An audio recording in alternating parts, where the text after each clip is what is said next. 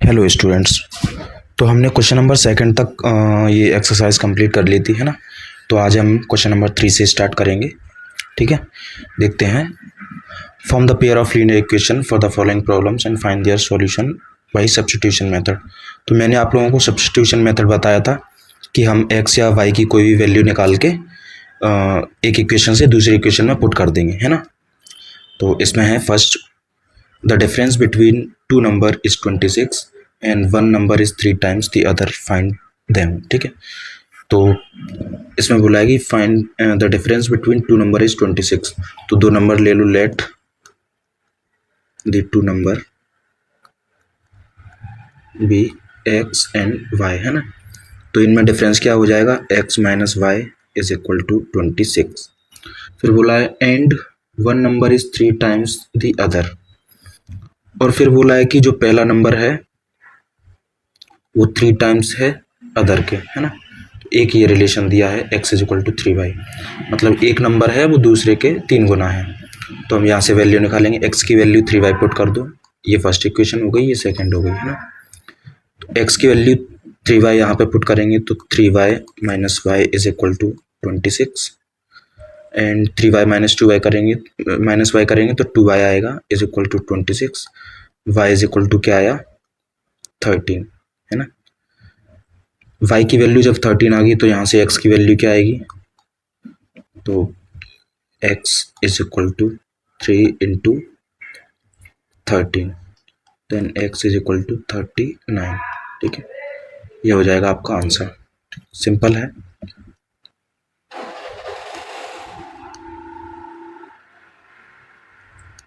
एक सेकेंड,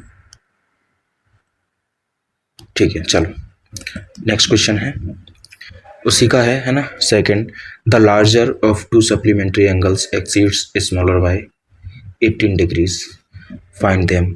इसमें बोला है कि दो लार्जर सप्लीमेंट्री एंगल्स हैं, तो ले लो कि एक मतलब कि सप्लीमेंट्री एंगल का मतलब क्या होता है। सबसे पहले सप्लीमेंट्री एंगल जिनका सम, जिन दो एंगल का सम क्या हो 180 डिग्री हो, है ना। अब इसमें ये बोला है कि लार्जर ऑफ टू, मतलब इन दोनों में से जो भी बड़ा होगा angle exceeds the smaller by 18 degree. फिर बोला है कि जो बड़ा होगा वो छोटे से 18 डिग्री एक्सीड करेगा, है ना, मतलब उन दोनों का डिफरेंस 18 डिग्री होगा। तो अगर मान लो हम इसको स्मॉलर ले लेते हैं, इसको बिगर ले लेते हैं, यहाँ पे लिख लेते हैं let smaller x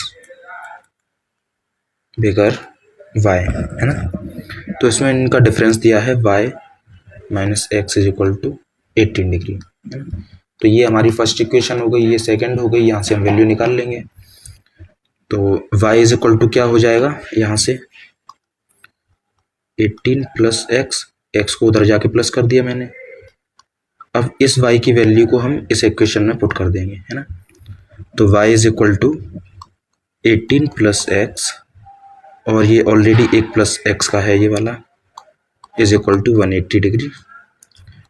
18 plus 2x is equal to 180 degree, then 2x is equal to 180 degree minus 18, then 2x is equal to 10 minus 8 किया तो 2 आया, एंड यहाँ पे 7 बचेगा, 7 माइनस 1 किया तो 6 आया, 162।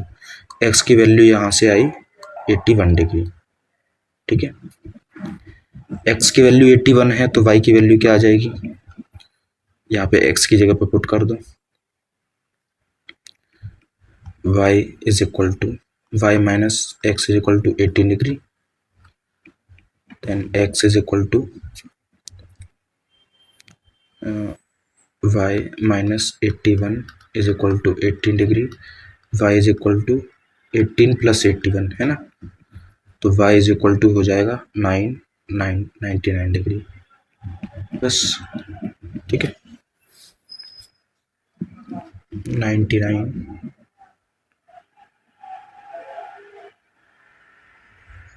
ओके, ठीक है, चलो सही है, हमारी x और y की वैल्यू आ गई, बस हमें यही फाइंड करना था इसमें। ठीक, नेक्स्ट आगे बढ़ते हैं। Okay, the coach of a cricket team buy 6 bats and 6 balls for 3800, later she buys 3 bats 5 balls for 100 750 rupees, 1750, ठीक है। Find the cost of each bed, तो ईच बेड की कॉस्ट फाइंड करनी है, तो यहाँ पे हम ले लेंगे लेट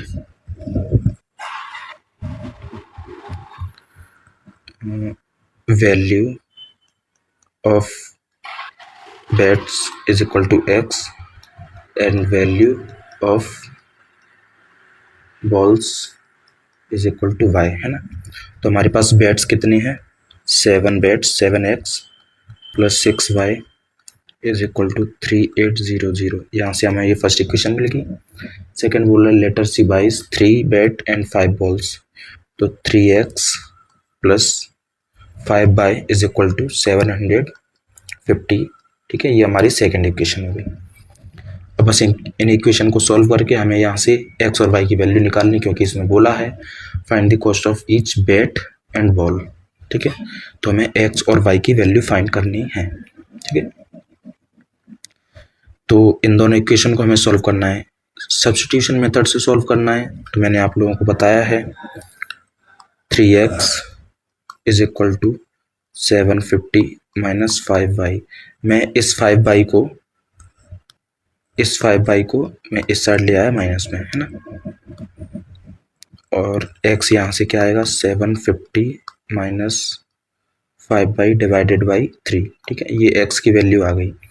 अब इस x की वैल्यू को आप इसमें पुट कर दो फर्स्ट इक्वेशन में, है ना। फर्स्ट इक्वेशन में पुट करेंगे तो यहाँ से 7x की वैल्यू है 1750 minus 5y divided by 3 plus 6y is equal to 3800। अब इसको जब हम मल्टीप्लाई करेंगे तो ये आएगा 0 5 2 एक सेकेंड 0 5 5 7 और ये 12, ठीक है। 1200 250 माइनस ये आ जाएगा 35y upon 3 plus 6y is equal to 3800। इसको फिर सॉल्व करेंगे तो 12250 minus 35y plus 18y upon 3 is equal to 3800। अब 3 को इस साइड ले जाओ तो 12250 माइनस 35 माइनस 18 करेंगे तो कितना आएगा 17 y माइनस का इज इक्वल टू इधर 3 का मल्टीप्लाई करेंगे तो क्या आएगा 8 3 24 4 2 3 3 9 2 11, ठीक है। ये आ गया। तो इसको इस साइड लाओ तो 12250 minus 11400 is equal to 17y। तो यहाँ पे बचेगा 50 एंड 122 में से 114 माइनस करेंगे तो कितना बचेगा 6 इंटू 8 850, है ना, इज इक्वल टू 17y। तो यहाँ से y की वैल्यू क्या आएगी y इज इक्वल टू 17 से इसको डिवाइड करेंगे तो 550, ठीक है। y की वैल्यू 50 आ गई। अब हमें x की वैल्यू फाइंड करनी है, तो ये जो हमने y की वैल्यू निकाली है इसको यहाँ पुट कर दो, है ना, यहाँ पे, तो आपकी इसकी वैल्यू आ जाएगी। तो क्या आएगा ये एक सेकेंड यहाँ पे 1750 माइनस 5 इंटू 50, है ना, y की जगह पुट कर दी 3, तो ये आएगा 1750 माइनस 250 अपॉन 3। यहाँ पे कर देता हूँ तो 750 में से 250 माइनस करेंगे तो कितना बचेगा 1500 डिवाइडेड बाई 3, है ना, y is equal to x, ठीक है, x इज इक्वल टू, तो x की वैल्यू आएगी 500। बस ये आपका आंसर आ जाएगा। या फिर देख लेना कहीं कैलकुलेशन में मिस्टेक हो, है ना, चेक कर लेना। मेथड यही है आपका, ठीक है। Next,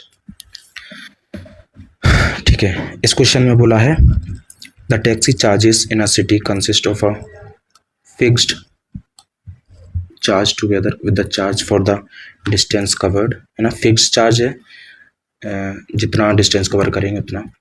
for a distance of 10 kilometre the charge paid is 105 rupees, है ना, मतलब कि 10 किलोमीटर के लिए कितना चार्ज लिया जाता है 105 rupees. And for a journey of 15 kilometre, 15 kilometre के लिए कितना लिया जाता है, 155 rupees. What are the fixed charges and the charges per kilometer? How much does a person have to pay for traveling a distance of 25 kilometers? Let the fixed charges be rupees. Fixed charges x मान लिया हमने, है ना, और पर kilometre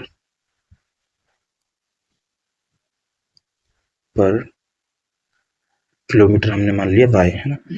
तो ये क्या हो जाएगा, x प्लस पर किलोमीटर कितना है, 10 kilometre, 10y is equal to 105, है ना। ये हमारी फर्स्ट इक्वेशन हो गई। और नेक्स्ट है पर किलोमीटर हमने x लिया है ना, तो x plus 15y is equal to 155, ये सेकेंड इक्वेशन हो गई, है ना। ये हमने पर किलोमीटर का लिया है, सॉरी ये फिक्स्ड चार्ज का लिया है पर किलोमीटर, तो हम दोनों कंडीशन लेंगे ना।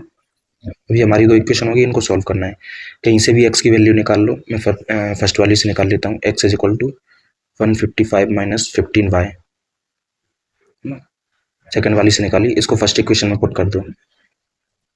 फर्स्ट वाली में पुट करेंगे तो x की वैल्यू ये है ना, 155 minus 15y plus 10y is equal to 105, है ना। देन 155 माइनस 15 और प्लस 10 कितना हो जाएगा, -5y is equal to 105, 155 minus 105 is equal to 5y।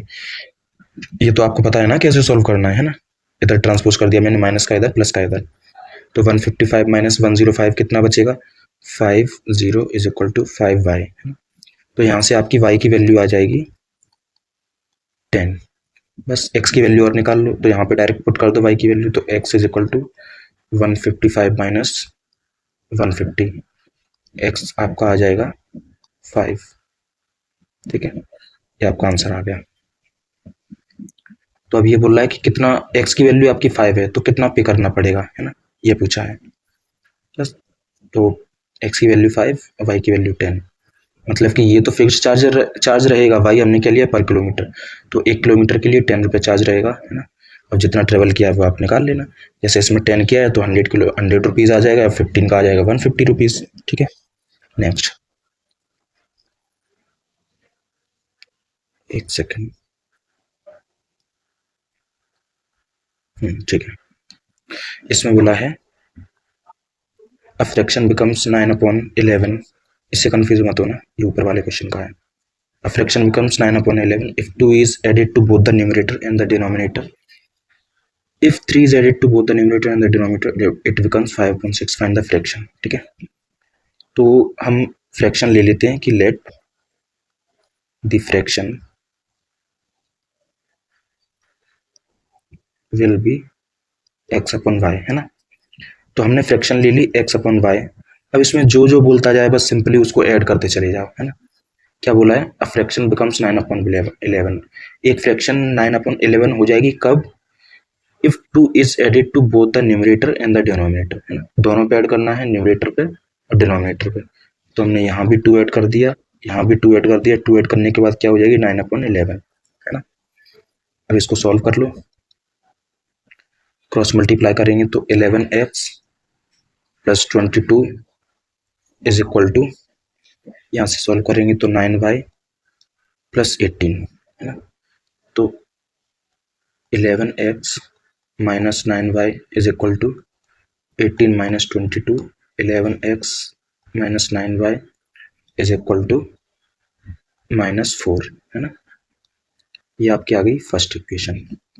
Second वाली के लिए क्या करेंगे, सेकंड में बोला है if 3 is added to both the numerator and the denominator, वो x plus 3 upon y plus 3 is equal to 5/6। Second case में बोला है अगर हम 3 ऐड करें दोनों ऊपर और नीचे, न्यूमरेटर और डिनोमिनेटर, तो इक्वेशन क्या हो जाएगी 5/6। इसको भी क्रॉस मल्टीप्लाई करो तो ये हो जाएगा 6x प्लस 18, 6 का इधर मल्टीप्लाई किया और 5 का इधर करेंगे तो 5y plus 15, 6x minus 5y is equal to 15 minus 18, तो इक्वेशन हो जाएगी 6x minus 5y is equal to -3। है ना, ये आपकी सेकेंड इक्वेशन है। हम इसको कर तो सकते हैं कैंसिल करके इक्वेशन इक्वल बना के, बट हमें इसमें करना क्या मेथड से है, सब्स्टिट्यूशन मेथड से, है ना। तो यहाँ से x की वैल्यू फाइंड करो, 6x is equal to 5/-3, x is equal to 5/-3/6, है ना। अब ये जो x की वैल्यू आई है इस इक्वेशन से इस वाली में पुट कर दो, तो यहाँ कर देता हूँ मैं 11x, x की वैल्यू है 5/-3 divided by 6 -9y is equal to -4। Solve करो, इसको मल्टीप्लाई करेंगे तो 11 5 से 55 y -33 अपॉन में 6 -9y इज इक्वल टू -4। वापस से सॉल्व करेंगे तो 55y -33 -6 9 जा 54y upon 6 is equal to -4।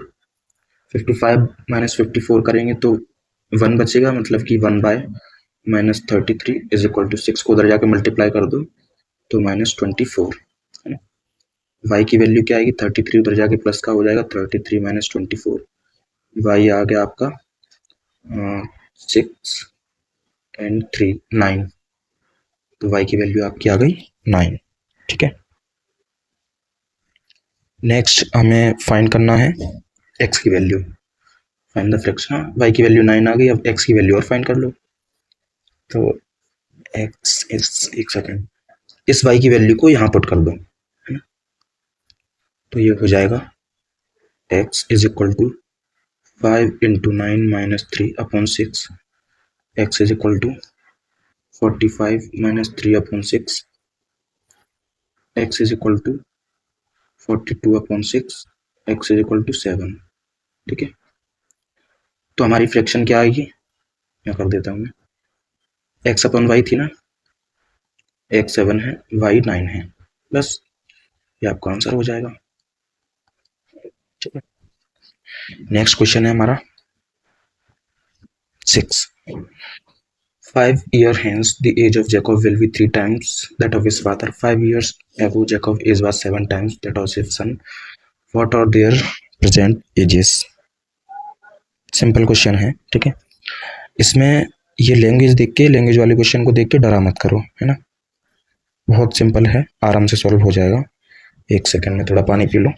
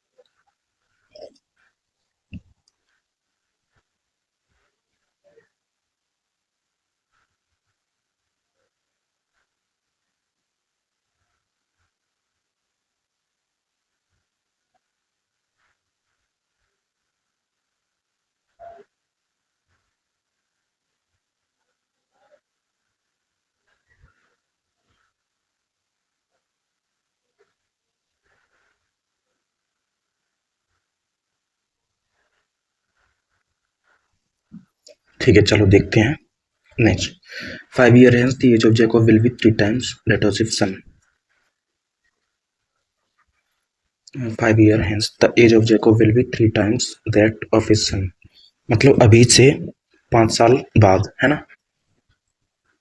The age of Jacob, Jacob की एज कितनी हो जाएगी, will be 3 times that of his son, उसके सन से 3 टाइम्स हो जाएगी। तो यहाँ पे लिख लो, let the present age of Jacob is x, है ना, एंड हिज सन वाई। तो इसमें बोला है अभी से 5 साल बाद, 5 ईयर हैंस, तो ये क्या हो जाएगा, x प्लस 5 दोनों में ऐड होगा और y प्लस 5, ये जैकब की, ये सन की है। फिर बोला है कि जो जैकब है वो क्या हो जाएगा, 3 टाइम्स हो जाएगा दैट ऑफ हिज सन। मतलब कि हम ये कह सकते हैं कि इन दोनों की एज का जो डिफरेंस होगा वो क्या होगा, सॉरी डिफरेंस नहीं, 3 टाइम्स हो जाएगा। तो अगर हम उसके सन को 3 टाइम्स कर दें तो ये दोनों इक्वल होंगे, है ना। तो यहाँ से सॉल्व करेंगे x plus 5 is equal to 3y plus 15, x minus 3y, 5 को साइड ले जाएंगे तो माइनस हो जाएगा, इज इक्वल टू 10। तो ये हमारी फर्स्ट इक्वेशन आ गई है ना। फिर बोला है 5 ईयर एगो, 5 साल पहले। तो 5 साल पहले इनकी एज क्या रही होगी, प्रेजेंट एज x है ना। प्रेजेंट एज क्या है, x और y। अभी मान लो तुम्हारी एज अभी 10 साल है, 5 साल पहले क्या होगी, -5 करोगे, तो सेम x माइनस 5 और y माइनस 5, यह इनकी 5 साल पहले एज हो गई। फिर बोला है कि 5 years ago Jacob age was 7 times that was his son, मतलब कि उसके सन का अगर 7 गुना कर दें तो ये दोनों बराबर एज के हो जाएंगे। तो x minus 5 is equal to 7y minus 5, x minus 7y is equal to, sorry ये 35 आएगा, 5 7 35 है ना। 5 को साइड ले जाएंगे तो ये आ जाएगा -30। ये हमारी सेकेंड इक्वेशन होगी। बस इन दोनों को सॉल्व करना है। तो कहीं से भी x की वैल्यू निकाल लो, यहाँ से निकाल लेते हैं। x is equal to 3y plus 10, इसको यहाँ पुट कर दो तो 3y plus 10 minus 7y is equal to -30। 3y minus 7y करेंगे तो कितना आएगा, -4y, और 10 को साइड ले जाएंगे तो -40, माइनस से minus cancel, y is equal to 10 है ना। x की वैल्यू निकाल ली है तो यहाँ पुट कर दो, ये है x, एक सेकेंड, ये है x is equal to 3y plus 10, x is equal to 3 into 10 plus 10, तो x is equal to 30 plus 10, x is equal to 40। x हमारा 40 आ गया, बाई 10 आ गया, x is equal to 40, y is equal to 10। मतलब और x को हमने क्या लिया था, जैकब, और इसको क्या लिया था, उसका सन। ठीक है, तो जैकब की एज 40 है, उसके सन की एज 10 ईयर्स है। यहीं तक है, नेक्स्ट हम आगे करेंगे है ना। ठीक है, अब देखना पड़ेगा, इसमें एक एक्सरसाइज आई थिंक और बची है। ठीक है, थैंक यू।